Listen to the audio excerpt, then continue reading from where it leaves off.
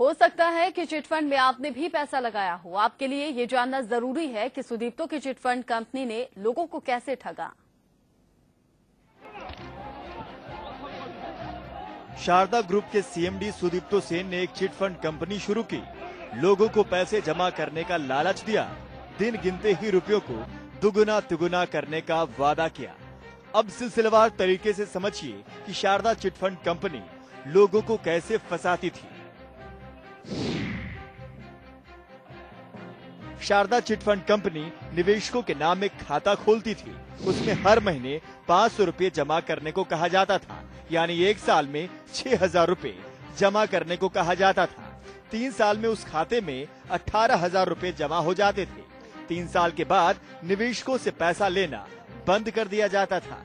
5वें साल उन्हें 60,000 रुपए लौटाने का वादा किया जाता था।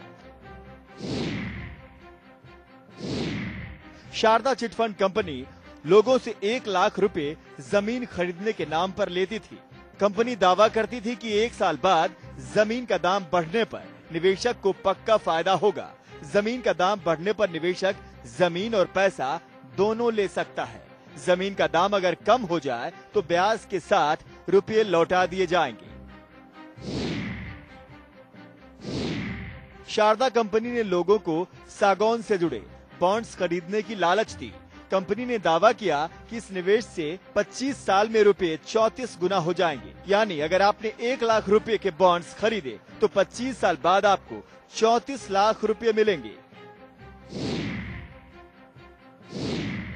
शारदा कंपनी ने आलू के ट्रेड में भी बॉन्ड्स का ऑफर दिया। लोगों को बताया कि अगर आप 1 लाख रुपए का आलू की खेती में लगाते हैं तो 15 महीने बाद आपको 2 लाख रुपए मिलेंगे। आमतौर पर बैंक निवेशकों को 7 से 8% ब्याज देती है, लेकिन शारदा कंपनी ने लोगों को 15 से 20% ब्याज देने का भरोसा दिया था। इस मामले के खुलासे के बाद शारदा कंपनी में ठगी के शिकार लोगों की संख्या बढ़ती जा रही है। इसका जाल पश्चिम बंगाल से लेकर असम और मणिपुर तक फैला हुआ है। तमाल घोष, कोलकाता, इंडिया न्यूज।